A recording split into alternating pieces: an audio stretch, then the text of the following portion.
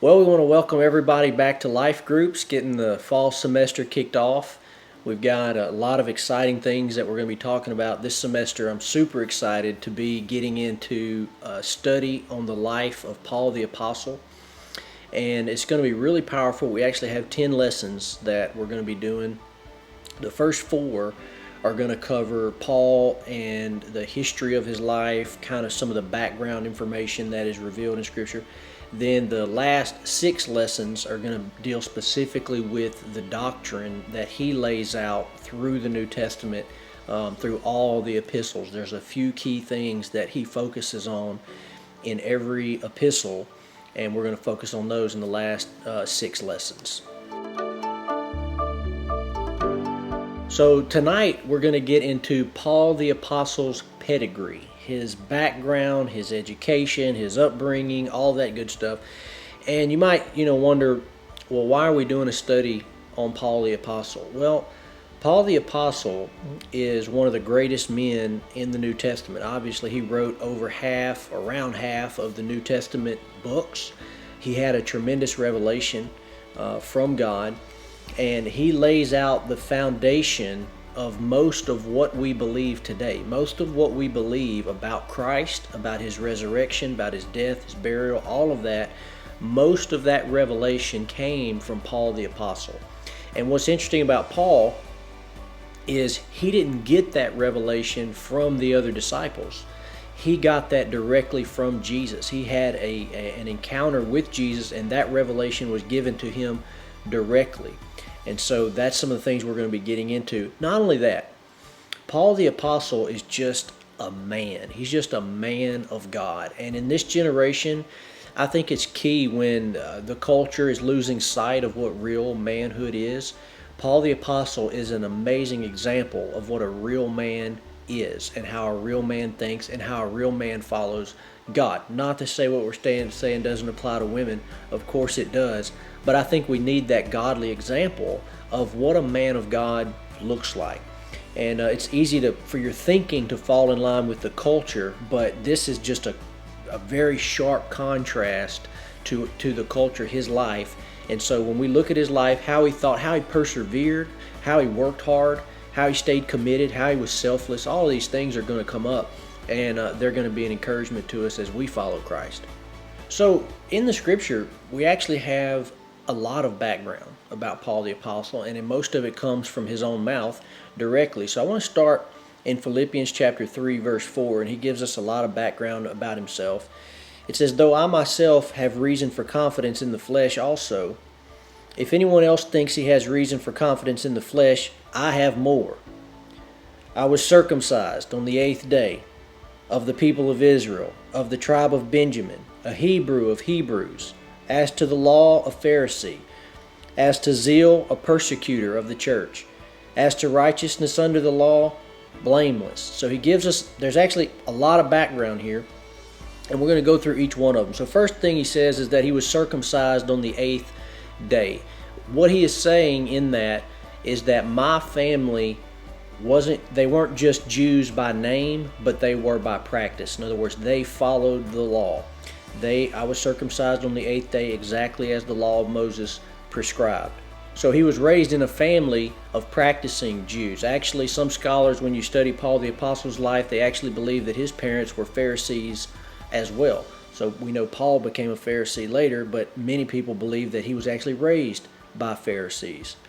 The second thing he says is that I'm of the people of Israel. So he's making that establishment. When a Jew would have said that, what they're trying to communicate is, I'm connected to Father Abraham. I'm part of the greatest nation in the world. My heritage is rich. We are the people of God. He said, I'm a Jew of the people of Israel. He said, that's my heritage. Then he says, not only am I a Jew, but I'm from the tribe of Benjamin. Now this is significant because not every Jew, they've been scattered all sorts of places. Not every Jew could track their heritage all the way back to one of the original 12 tribes.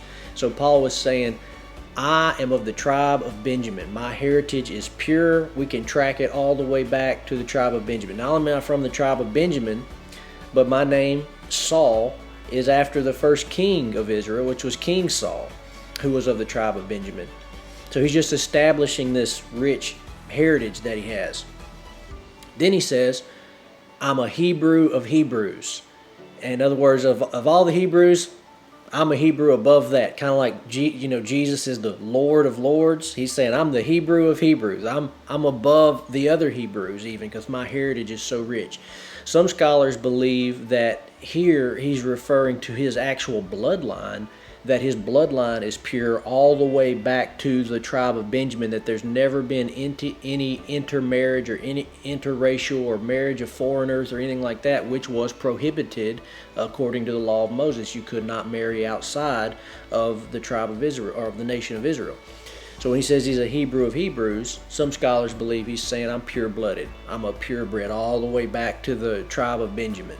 Then he says, as to the law, I'm a Pharisee. In other words, as to my ability to follow the law, I was a Pharisee. Now this means a lot more to his listeners than it would to us, because everybody knew about the Pharisees. I mean, when you read through the Gospels, you get a pretty good picture of the Pharisees and their commitment to the law and their zeal and their passion to following the law. Well, he says, so as to the law, I was a Pharisee. We all know, what that means. So to understand what it really meant when he said I'm a Pharisee, of course you have to understand what the Pharisees were. And basically the Pharisees were a group of people that had pulled themselves apart and really almost elevated themselves above just the common average, Jewish person. They're saying, we want to follow the law to the strictest adherence. That's what they were known for. They would follow the law to the T. And they were considered the standard of authority for interpreting the law. Whatever they said the law meant, everybody pretty much accepted. Okay, that is the meaning of that. In the New Testament, we get this instance where Jesus actually says to them that they are tithing of their herbs and their spices. So the law instructs us to tithe off of all of our increase. Well, so they took that down to the spice level. They're tithing salt, cumin, mint, dill. They're like separating the grains and giving 10% exactly of their seasonings. So they're so, strict about it. One of the things Jesus rebuked them about was that they actually added on top of the law. So if the law was not already burdensome enough and difficult enough, the Pharisees would then add on top of that their own traditions and their own rules and laws. So they were very strict in their thinking of following the law. That's who Paul was. He was part of that group. It was a very select group, but it was a very respected group. They were very respected by the people, and they were looked at pretty much as the authority of interpretation of the law and just the leaders of the nation. The next thing he talks about is his zeal, just his passion for serving God and commitment to God and commitment to the Word. And he says, as far as zeal, I persecuted the church. So he's saying, what more proof do you need?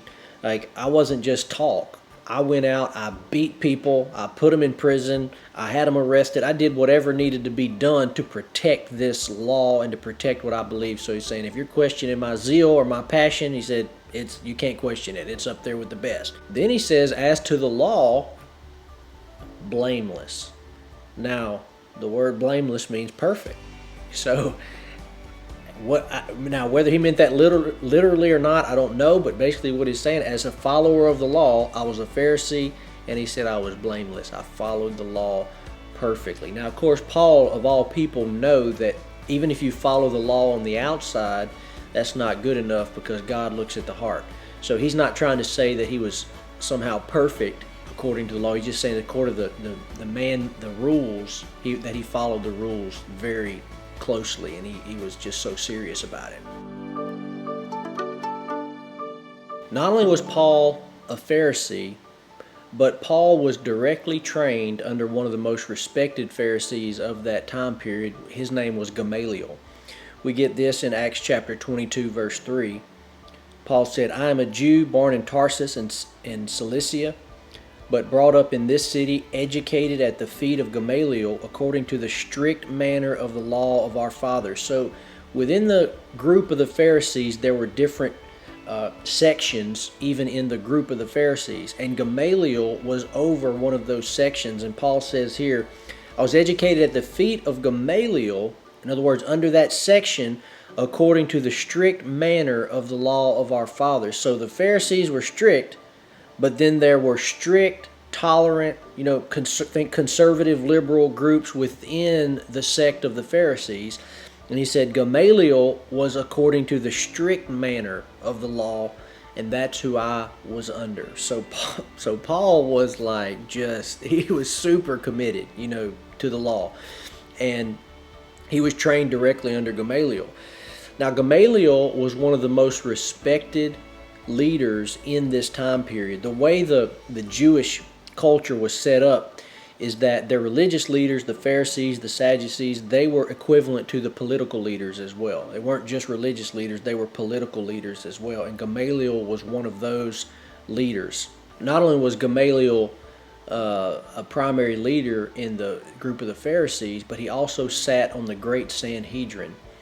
Now, the Sanhedrin was basically like our Supreme Court today, and they had the ultimate authority in Israel. At this time period, Israel didn't have any kings or anything like that, and this is the body that they were governed by. It was the great Sanhedrin. The Sanhedrin was made up of 70 leaders, Pharisees and Sadducees. Sadducees were like Pharisees, but kind of a different group, a little bit different spin. And then the high priest.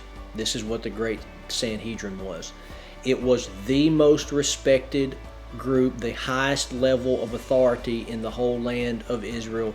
It's what every Pharisee would have aspired to be, what every Sadducee would have aspired to be. This was like reaching the pinnacle of your goals in life, was to be on the great Sanhedrin. They carried they even had the authority to execute and to take people's lives. So they interpreted the law, they passed judgment on the law, and then they sentenced people according to the law. They had a lot of power and authority. These are the people that throughout the book of Acts you constantly see the apostles being brought in, sentenced to beatings. They sentenced Stephen to stoning. This is the great Sanhedrin. Gamaliel sat on the great Sanhedrin, and he not only was he in the Sanhedrin, he was one of the most respected leaders on the Sanhedrin out of the 70. We get that in Acts chapter 5, verse 33. It says, when they heard this, they were enraged and wanted to kill them, talking about the Sanhedrin. They heard and they wanted to kill the apostles. Verse 34, but a Pharisee in the council named Gamaliel, a teacher of the law, held in honor by all the people, stood up and gave orders to put the men outside for a little while. So if you're standing up in the Sanhedrin and giving orders, then you have some authority. He goes on to say that we need to exercise caution in this situation, and the entire Sanhedrin listened to him and they did what he said. So obviously he had a lot of power and authority. Well, this was the man that Paul the Apostle sat at his feet and was trained directly by Gamaliel. So all of this creates this picture of the trajectory that Paul's life was on. Okay? He was raised in a family that likely his parents were Pharisees. He had this rich Jewish heritage from the tribe of Benjamin, purebred Jew, raised as a Pharisee, trained by Gamaliel. Gamaliel has all this influence on the Sanhedrin. You can clearly see Paul's life was on this trajectory to become part of the great Sanhedrin, and likely would have been one of the most influential Pharisees in the land of Israel. That was the path that his life was on. He knew that. And probably that was his goals and aspirations. In Galatians 1:13, he's explaining himself. He says, for you have heard of my former life in Judaism, how I persecuted the church of God violently and tried to destroy it. And I was advancing in Judaism beyond many of my own age among my people. So extremely zealous was I for the traditions of my fathers. So he said, even among people my age, I was advancing beyond them. In other words, he was on this track to become one of the greatest Pharisees, greatest, influential minds of the time. That's the path he was on. And he was going to do whatever it took to get to that place. He didn't care if he had to kill people. He didn't care if he had to throw them in prison. He was so ambitious. That's what he had in mind, was sitting on the great Sanhedrin. But God had different plans for Paul the Apostle. And he took this man that was on this path and on this trajectory, and he completely flipped his life upside down. And we're going to get into that next week.